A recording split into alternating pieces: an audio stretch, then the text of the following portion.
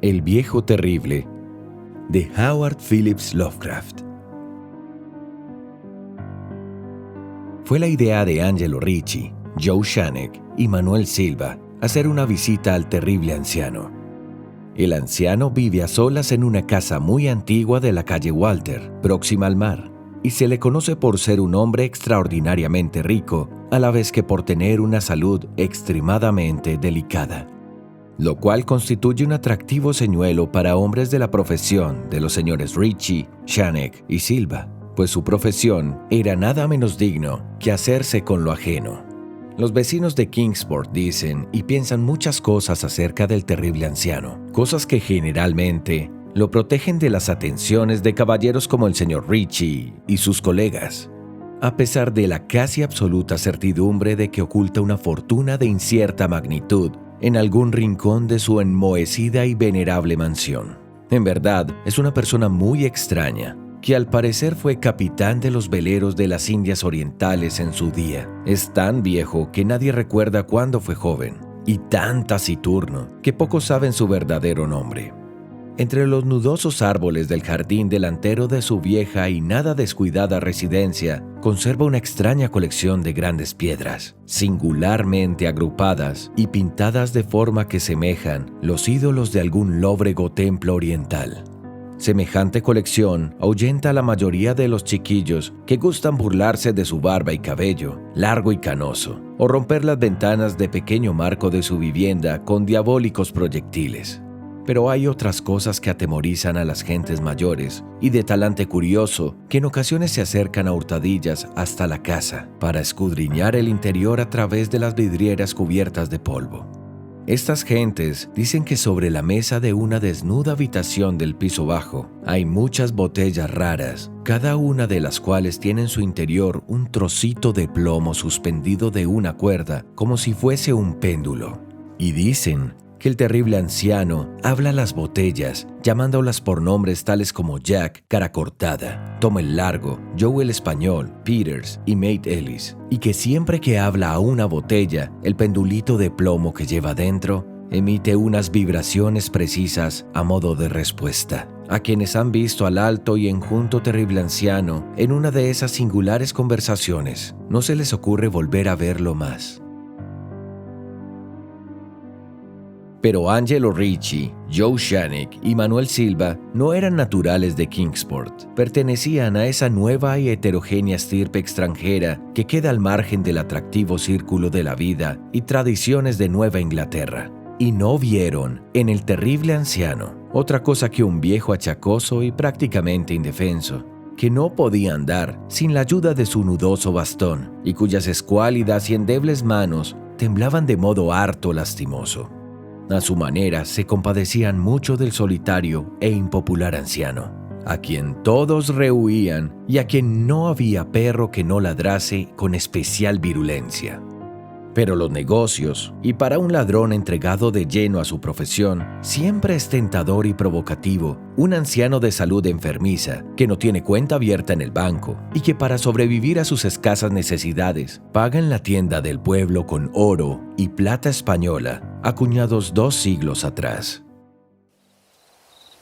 Los señores Ricci, Shanek y Silva eligieron la noche del 11 de abril para efectuar su visita. El señor Ricci y el señor Silva se encargarían de hablar con el pobre y anciano caballero, mientras el señor Shanek se quedaba esperándolos a los dos y a su presumible cargamento metálico en un coche cubierto en la calle Ship, junto a la verja del alto muro posterior de la finca de su anfitrión.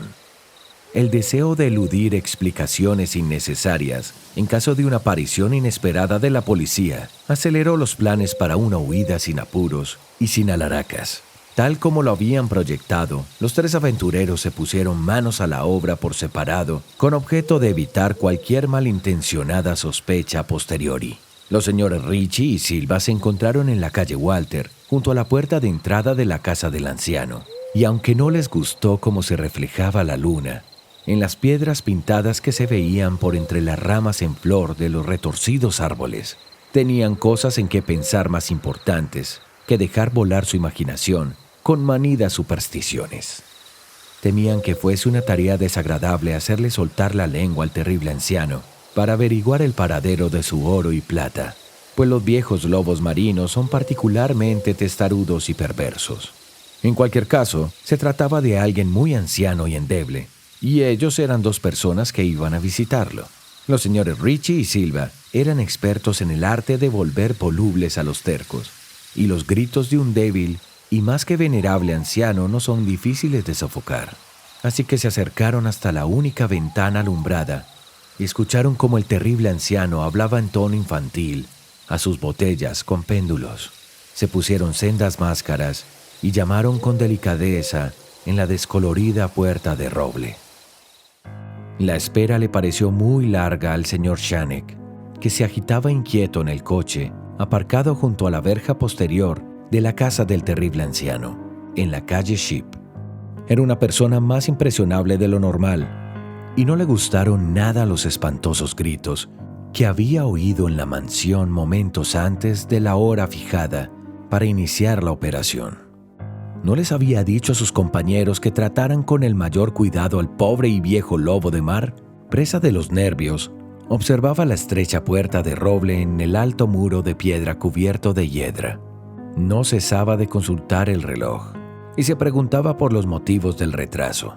¿Habría muerto el anciano antes de revelar dónde se ocultaba el tesoro y habría sido necesario proceder a un registro completo? Al señor Shanek no le gustaba esperar tanto a oscuras en semejante lugar. Al poco, llegó hasta él el ruido de unas ligeras pisadas o golpes en el paseo que había dentro de la finca. Oyó como alguien manoseaba desdeñadamente, aunque con suavidad, el herrumbroso pastillo, y vio cómo se abría la pesada puerta, y al pálido resplandor del único y mortecino farol que alumbraba la calle, aguzó la vista en un intento por comprobar qué habían sacado sus compañeros de aquella siniestra mansión que se vislumbraba tan cerca, pero no vio lo que esperaba. Allí no estaban ni por asomo sus compañeros, sino el terrible anciano que se apoyaba con aire tranquilo en su nudoso bastón y sonreía malignamente. El señor Shanek no se había fijado hasta entonces en el color de los ojos de aquel hombre. Ahora podía ver que eran amarillos.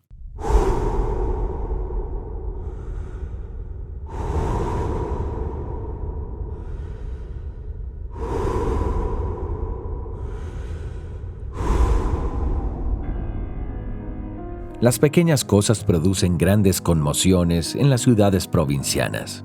Tal es el motivo de que los vecinos de Kingsport hablasen a lo largo de toda aquella primavera y el verano siguiente de los 3 cuerpos sin identificar, horriblemente mutilados, como si hubieran recibido múltiples cuchilladas, y horriblemente triturados, como si hubieran sido objeto de las pisadas de muchas botas despiadadas. Y algunos hasta hablaron de cosas tan triviales como el coche abandonado que se encontró en la calle Sheep, o de ciertos gritos harto inhumanos, probablemente de un animal extraviado o de un pájaro inmigrante, escuchados durante la noche por los vecinos que no podían conciliar el sueño. Pero el terrible anciano no prestaba la menor atención a los chismes que corrían por el pacífico pueblo. Era reservado por naturaleza, y cuando se es anciano y se tiene una salud delicada, la reserva es doblemente marcada. Además, un lobo marino tan anciano debe haber presenciado multitud de cosas mucho más emocionantes en los lejanos días de su ya casi olvidada juventud. Fin.